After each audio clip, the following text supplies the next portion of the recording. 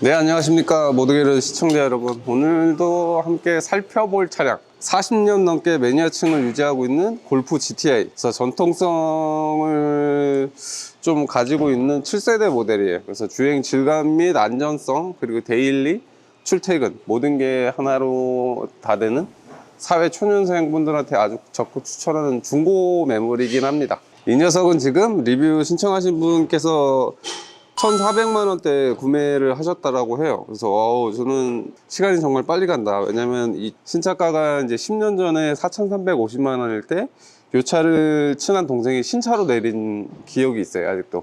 그래서 이 7세대가 제 느낌에는 그렇게 오래된 차가 아닌 줄 알았는데 지금 보니까 이제 10년이 지났네요. 2.0 터보 4기통 엔진을 사용하고 있고 출력은 약 220마력.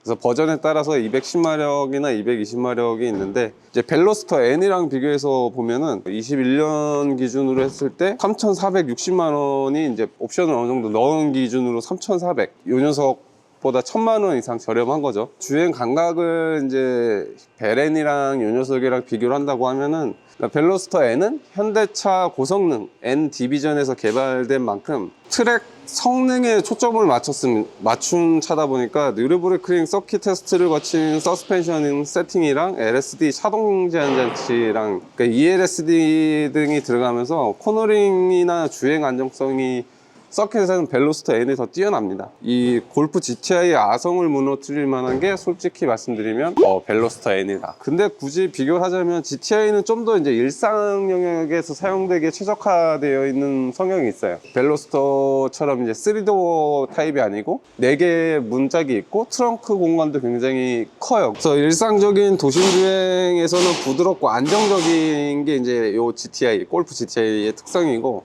벨로스터 N 대비했을 때 얘기하는 겁니다.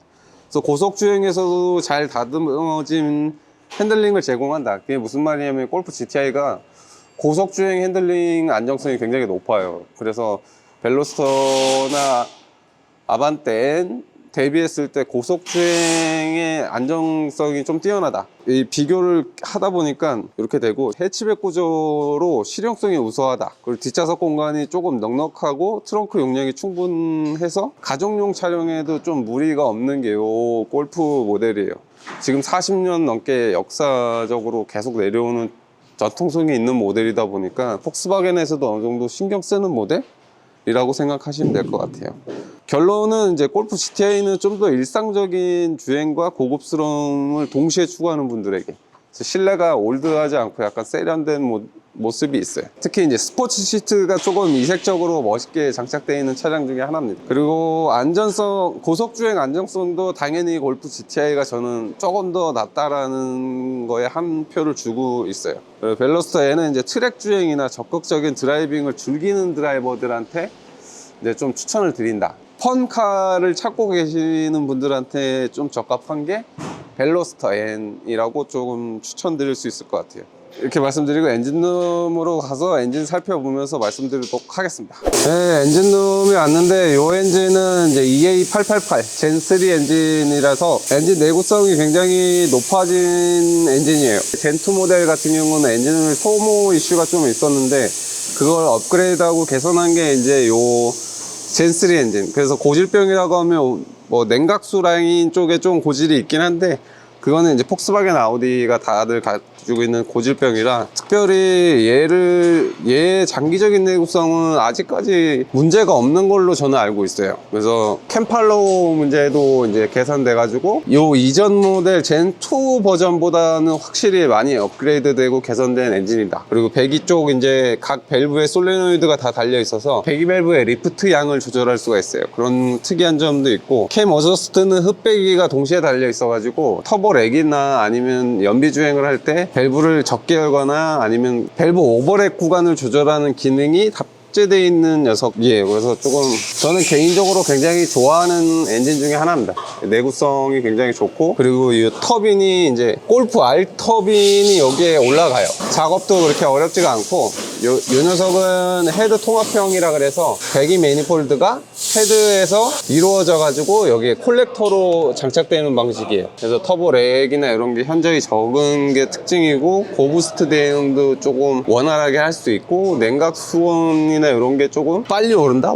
엔진 웜업을 빠른 장점을 가지고 있는데, 반대로 단점은 그만큼 워터펌프가 받는 스트레스가 많아가지고 썸머스탯이랑 워터펌프 쪽 이슈는 약간 있는 엔진이긴 하지만, 이제 현대기아 정도 수준? 그래서 내구성이 굉장히 좋은 엔진 중에 하나예요. 그리고 이 엔진이 가지고 있는 포텐셜이 굉장히 높습니다. 인젝터 교환 없이 요 골프 R 터빈을 올리고 스테이지 맵 3 정도만 했을 때 거의 한 150에서 200마력 가까이 올라가요. 그러니까 엔진 포텐셜이 굉장히 높아요. 그래서 제 친한 동생이 이 차를 신차로 샀을 때 얼마 지나지 않아서 골프 R이 나왔을 때 골프 R 터빈을 제가 직접 인스톨하고 데이터 맵을 했을 때 휠마력으로 한 300마력 초반이었나? 300마력대가 나왔던 걸로 알고 있어요. 그리고 이 엔진은 굳이 터빈업을 안 하고 이 순정 엔진에 매핑만 해도 100마력 정도 올라가요. 그러니까 이 기본적으로 엔진이 가구지고 있는 엔진 포텐셜이 굉장히 높은 엔진이에요. 특히 TFSI 엔진이었던 이제 젠1, 젠2 때의 고질적인 문제가 다 잡혔어요. 특히 오일 필터 하우징 누유도 좀 심각하게 있었는데, 필터 하우징도 그냥 알루미늄으로 바꾸면서 그런 고질적인 문제도 해결했고, 이제 서스탱크에 가변 플랩을 이렇게 장착을 해서 연비 모드 때 플랩을 달아서 텀뷸런스로 고의적인 와류를 형성해서 이제 연비도 조금 향상시킨 모델이고, 그리고 배터리 히트 실드도 어설프지만 잘 되어져 있다. 이렇게.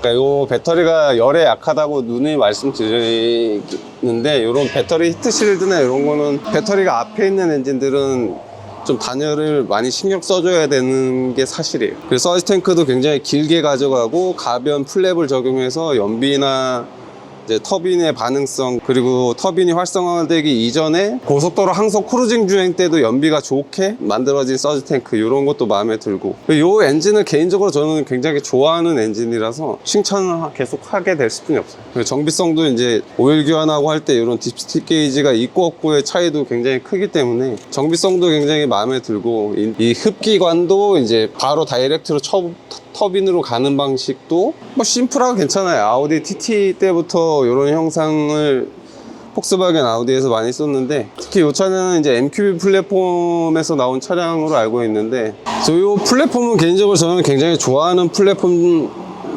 하면 또 이슈가 되려나? 요새 플랫폼 이슈가 있어가지고 나는 개인적으로 좋아한다.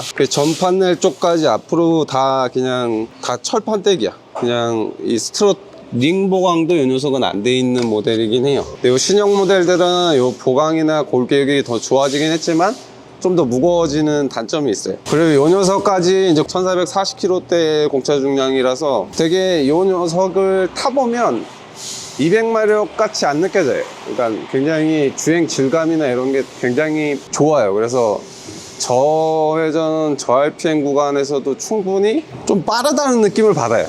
가감속도 빠르고, 뭐 터빈 렉도 잘 안 느껴지는 좀 이색적인 엔진이. 특히 이제 고속 영역에 올라갈 때 140 정도 넘어갔을 때도 차량 주행 안정성이 굉장히 뛰어나요. 그래서 그런 거에 대해서 굉장히 감명이 깊었던 모델 중에 하나입니다.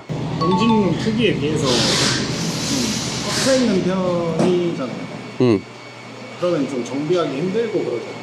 그렇진 않아. 그러니까 이게 이 엔진이 가지고 있는 고질적인 문제들이나 정비해야 될 부분 같은 것들이 사실 크게 없고, 골프나 폭스바겐을 정비하면서 이 엔진을 만나보긴 사실 많이 만나보진 못했지만, 못 만나본 이유도 딱히 고장이 없으니까. 그래서 정비성을 논하기에는 좀 애매한 포지션이긴 하지. 근데 뭐 타이밍 체인이나 겉벨트를 교환하거나 이런 때는 이제 작업성이 떨어지는 건 맞지만, 그런 큰 작업이 들어가는 게 보통 15만 킬로 때 한두 번이니까 정비성을 논하기 좀 애매하지.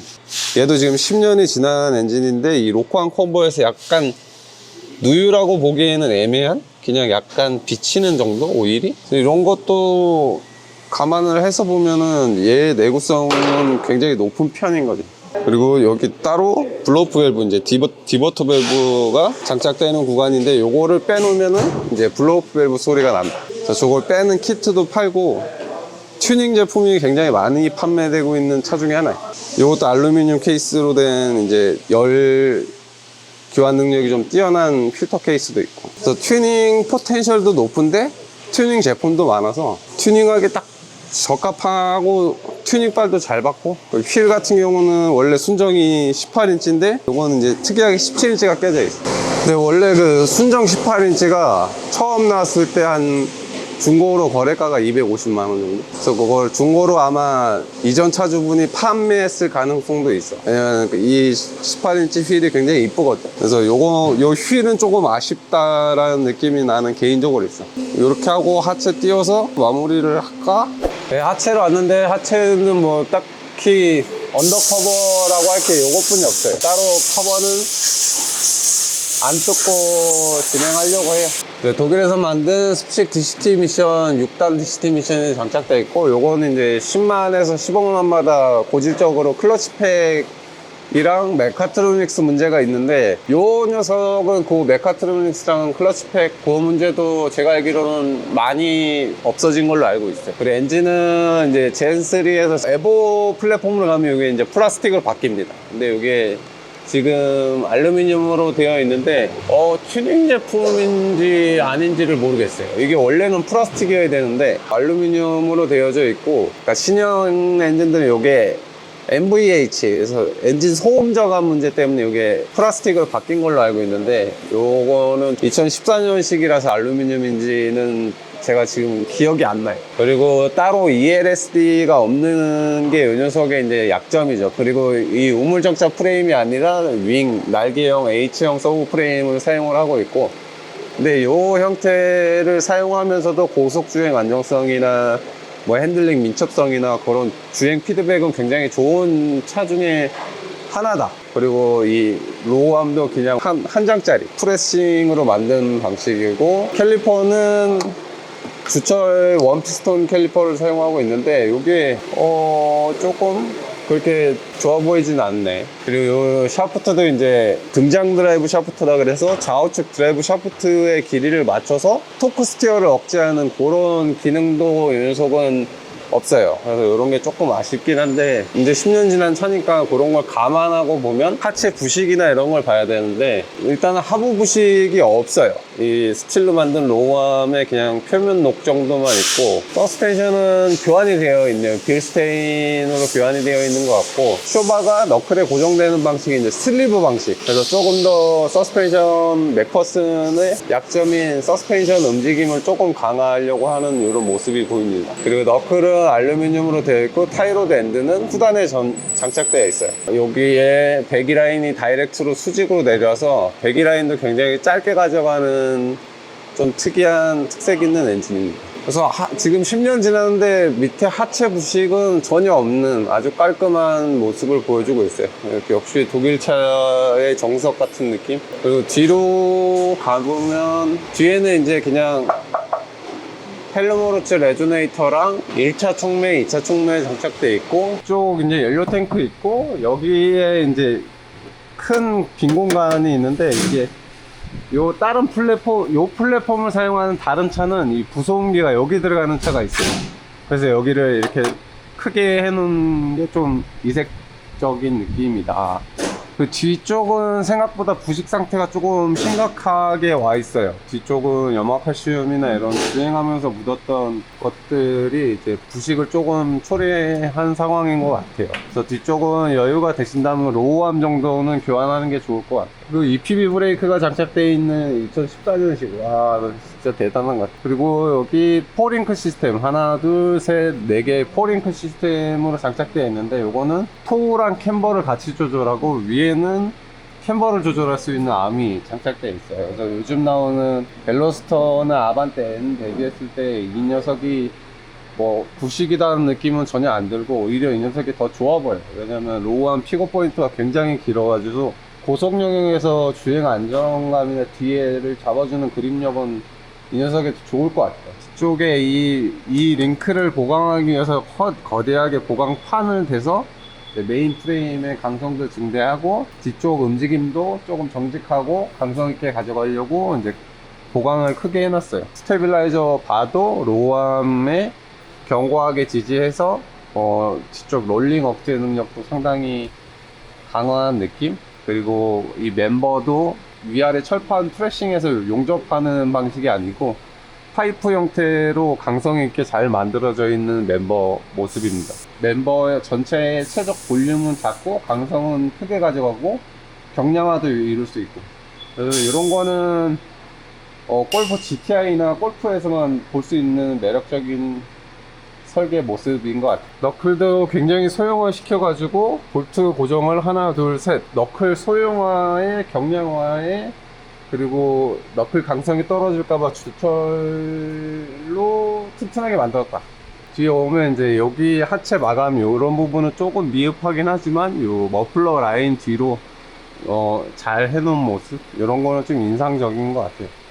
GTI의 심볼 가드 같은 이제 트윈 머플러 이것도 잘 되어져 있고, 이렇게 하고 내려서 아우트로 찍고, 짧게 실내 보면은, 실내가 이제 GTI는 이 스포츠 버킷, 스포츠 시트가 이렇게 들어가요. 스포츠 시트랑 이 스티치 이런 게 이쁘게 잘 장착되어 있고, 실내에서 탔을 때 핸들도 구형 이런 게 이제 10년 지난 느낌이 없고, 패들 시프트도 있고, 그러니까 디자인이나 이런 게 실내가 그렇게 엄청 구성이 나쁘지 않아요. 그리고 GTI 하면은 문이 이렇게 4개라는 게 엄청난 장점이에요. 실질적으로 벨로스터 3도어보다는 실용적인 부분에서 이 녀석이 월등히 좋다. 그리고 트렁크 공간도 벨로스터 N 대비했을 때 엄청 넓어요. 제가 들어가도 들어갈 수도 있는 크기. 실용성을 조금 더 중요시 생각한다라면 저는 7세대 GTI 굉장히 적극 추천하는 바입니다. 그냥 10년 지났는데 이 녀석 사도 괜찮냐? 저는 괜찮다라고 생각합니다. 일상 주행에서도 이제 편안한 승차감도 제공해 주면서 스포티한 주행 성능도 어느 정도 발휘하는 녀석이고, 요 EA888 요 검증된 파워트레인이 굉장히 좋기 때문에 저는 중고로 추천드린다.